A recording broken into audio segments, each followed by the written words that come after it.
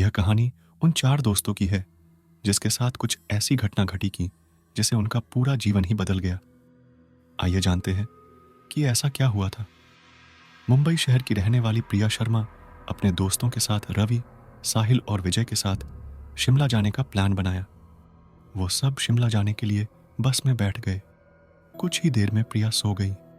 अचानक प्रिया की नींद खुल गई तो उसने देखा कि बस में कोई नहीं था। बस का ड्राइवर भी नहीं था। बस अपने आप ही चल रही थी। उनके सारे दोस्तों भी बस में नहीं थे। यह सब देखकर डर के मारे प्रिया जोर जोर से चिल्लाने लगी।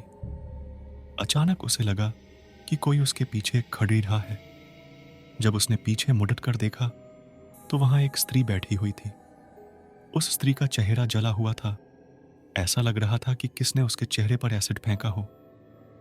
ऐसा भयंकर चेहरा देखकर प्रिया ने चिल्लाना शुरू कर दिया, बचाओ बचाओ बचाओ।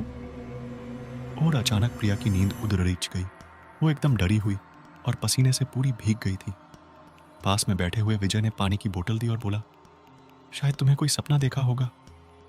थोड़ी ही देर में सब शिमला पहुंच गए और एक होटल पर रात बिताने के लिए गए। दूसरे दिन वो सब साथ में मिलकर होटल के पास वाले पहाड़ पे घूमने जाने का नक्की किया। करीबन आधे घंटे में वो सब पहाड़ की सबसे ऊंची शिखर पर पहुंच गए। वहीं से नीचे देखने पर घने लीलेछम पेड़ पौधे काफी सुंदर दिख रहे थे। अचानक साहिल चौंक गया और बोला, नीचे देखो, कोई खड़ा है, लगता है कोई स्त्री है।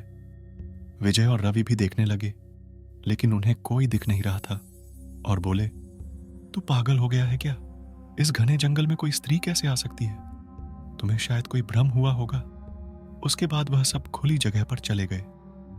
रात होने वाली थी इसलिए वह सब ने पहाड़ पर ही रुकने का निर्णय किया।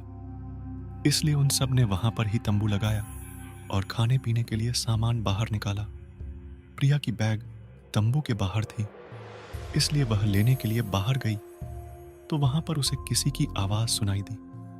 प्रिया उस आवाज की ओर अपनी नजर घूम आती है तो उन्हें सामने से कोई 3 आदमी आते हुए दिख रहे थे। उनके हाथ में धारदार हथियार देखकर प्रिया डर जाती है और दौड़ के तंबू के अंदर आ जाती है।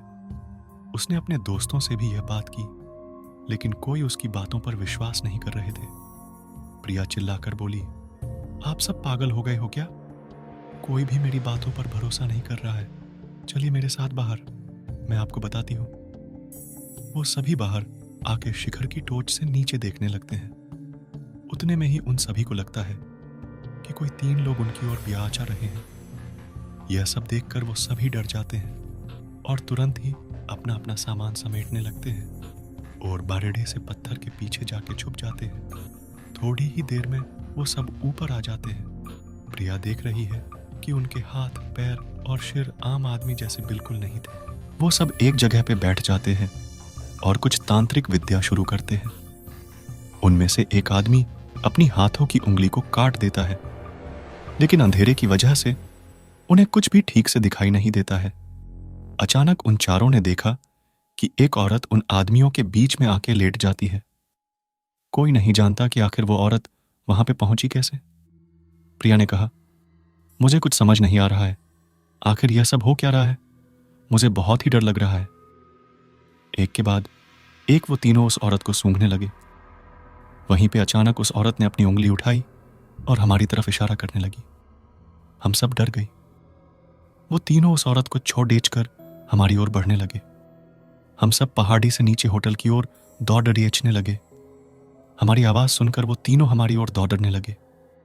प्रिया और साहिल सबसे आगे थे और विजय और रवि उनके पीछे दौड़ रहे थे। प्रिया और साहिल होटल तक पहुंच गए लेकिन रवि और विजय का कोई पता नहीं चल रहा था। हमने होटल वालों से उनके बारे में सभी बातें की तो उन लोगों ने कहा कि उस पहाड़ पे कोई नहीं जाता है, वो पहाड़ शार्पित है।